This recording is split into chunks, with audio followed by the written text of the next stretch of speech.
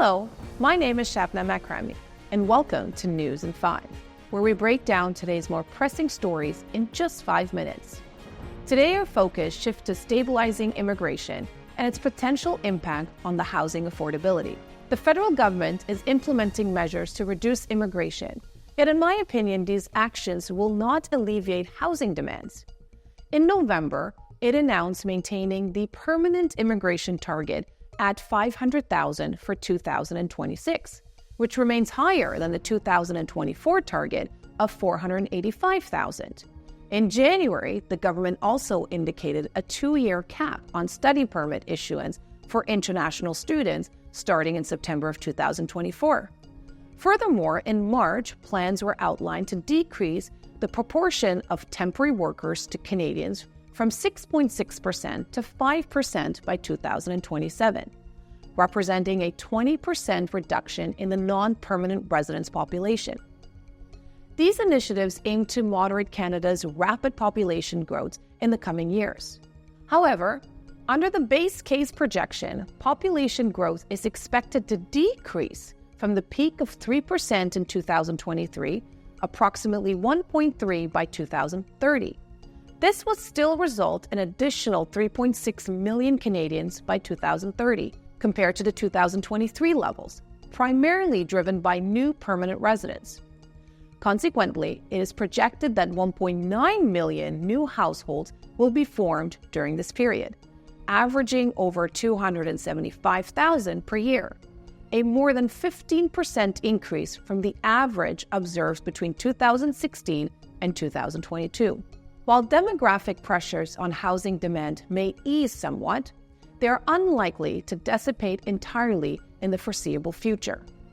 Reducing immigration more aggressively would not immediately solve the affordability crisis. It would temper the growth in housing demand rather than eliminate it. This approach would alleviate upward pressures on home price and rent only if the increase in demand is lower than the expansion of the housing supply, hereby narrowing the supply-demand gap. However, there are profound implications associated with significantly reducing immigration for Canada's long-term economic outlook.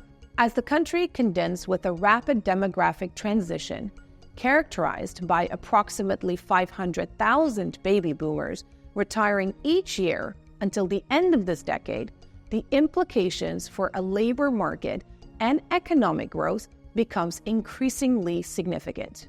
The impending retirement wave among baby boomers threatens to create a substantial gap in the labor force. Without a steady influx of new immigrants to fill these positions, Canada risks experiencing labor shortages across various industries and regions. These shortages could hinder productivity, stall innovation, and diminish economic competitiveness on the global scale. Moreover, Canada's economic growth potential could be severely hampered if there are insufficient replacements for retired workers. Immigrants not only contribute to the labor force, but also bring diverse skills, talents, and entrepreneurial spirits that enrich Canada's economic landscape. They drive innovation, create businesses, and contribute to the economic viability, bolstering sectors ranging from technology and healthcare to manufacturing and services. Furthermore, the demographic shift towards an aging population places an additional strain on the public services and social programs such as healthcare and pensions. A shrinking workforce relative to the retired population could strain government budgets and social safety nets, necessitating careful planning and productive measures to ensure sustainability and adequacy of these services. In essence, while reducing immigration may temporarily alleviate pressures on the housing affordability, it presents broader challenges that could undermine Canada's economic resilience and growth prospects over the long term. Therefore, striking a balance between managing immigration levels and addressing housing affordability while meeting future workforce demands remains a critical priority for future policymakers. That's all for today. Join me tomorrow as I continue to explore the critical issues shaping our world and provide answers to some of these key questions. I'm Shabna Makrami, and thank you for watching.